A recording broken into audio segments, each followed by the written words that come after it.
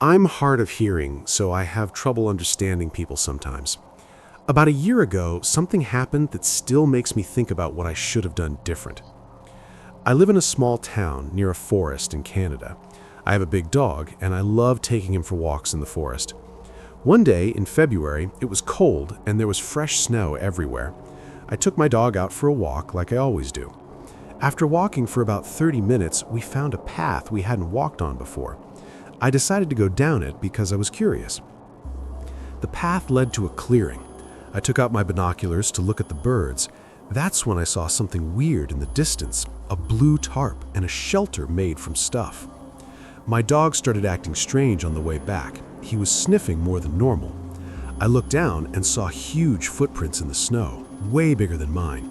Someone had come through here, but I didn't hear them. They must have passed me when I was looking at birds. It was getting dark. My dog suddenly stopped and started barking like crazy. I turned around and saw a man standing like 1 meter away from me. He was tall, wearing dark pants and a white jacket. His hands were in his pockets. I didn't know him. He was saying something, but it was too dark and I couldn't read his lips. I told him I was hard of hearing and that it was getting late. Then I went home. I got home around 4:30 p.m. That night at 3 a.m., my dog woke me up. I checked my phone and saw a message from my neighbor asking if everything was okay. My dog was barking really loud and she could hear it. I went downstairs and my dog was barking at the glass door that goes to my backyard. The motion light turned on. My heart sank.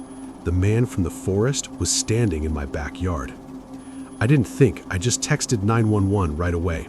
I ran upstairs and grabbed a machete from under my bed. I sat in my room with my dog and waited. I was so scared. My hands were shaking and my heart was beating so fast. I heard shadows moving under my bedroom door. It felt like forever waiting there. Finally, the police came. They found the glass door was smashed. The back gate was open. It leads to the forest. I told them about the shelter I saw. I went to stay with a friend for a few days while the door was fixed. The police never called me back. After that, I only walk my dog on normal streets. I don't go in the forest anymore.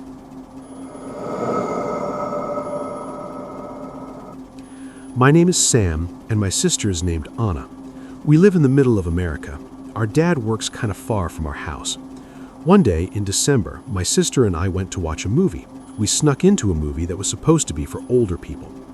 Halfway through the movie, my phone rang really loud and everyone looked at me. It was embarrassing. When I checked my phone after, my dad had texted me. He said his usual lunch place was closed and asked if I could bring him food. My sister and I thought it was normal, so we drove out there. We drove to the area where he works. It's really pretty there with forest and a lake. We walked down a path looking for him. I called him, but he didn't answer, so I texted him instead, saying we were here.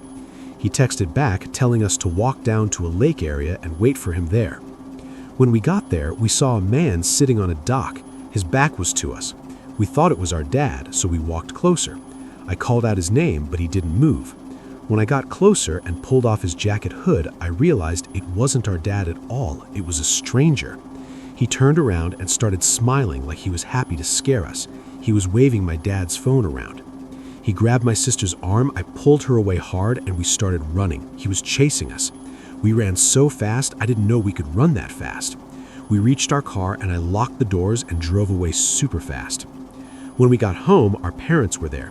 My dad said his phone got stolen at work. He came home because of it. We told them everything and my dad called the police right away. The police found the phone sitting on the dock using a tracking number. They said they couldn't really do anything since the phone was already found. But that wasn't the end. Around 1 a.m. that same night, I got a text from a number I didn't know. It said, "I like that your bedroom is lit only by your TV." I got cold. I heard something outside my window. My room is on the second floor. I looked through the blinds and I saw him. He was smiling. He had something that looked like a gun. He pointed it at my window. Glass broke everywhere. My parents came running in. I screamed at everyone to get down. Glass was everywhere. My dad went to check, but the guy was gone. Then we heard another loud bang. More glass broke downstairs in the kitchen. We ran and locked ourselves in my parents' room. My sister called 911. We were all crying and scared. When the police came, they searched the whole house, but nobody was there. One police officer said to check my car. Under my car, they found a small tracking device. That's how he knew where we lived. That's why he was outside my window. The police said they would check the area a lot and try to find him, but months went by and they never caught him. He never came back, though. My sister and I still feel scared from it. I still feel stupid for not realizing something was wrong when he only texted back and didn't answer the calls.